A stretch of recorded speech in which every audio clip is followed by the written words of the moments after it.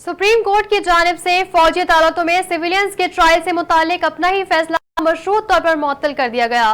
फौजी अदालतों में ट्रायल का हतमी फैसला सुप्रीम कोर्ट के फैसले से मशरूत होगा। अदालत उज़्मा की जानिब से 5-1 से फैसला सुना दिया गया। फौजी अदालतें ज़ेर समाअत ट्रायल का हतमी फैसला नहीं सुनाएंगी। जस्टिस मुसर्रत अली ने फैसले से इख्तलाफ किया। लार्जेस्ट बेंच ने इंट्रा कोर्ट अपीलों पर फरीकीन को नोटिस भी जारी कर दिया।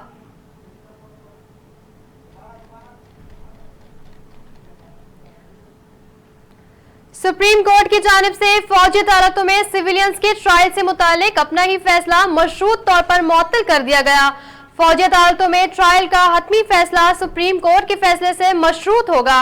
अदालत उज़्मा की जानिब से 5-1 से फैसला सुना दिया गया। फौजी अदालतें ज़ेर समाअत ट्रायल का हतमी फैसला नहीं सुनाएंगी।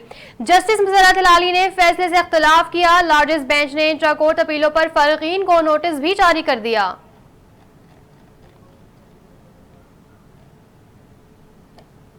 न्यूज़ स्टूडियो से फिलहाल इतना ही। मजीद न्यूज़ और अपडेट्स के लिए देखते रहिए उर्दू न्यूज़ नेटवर्क।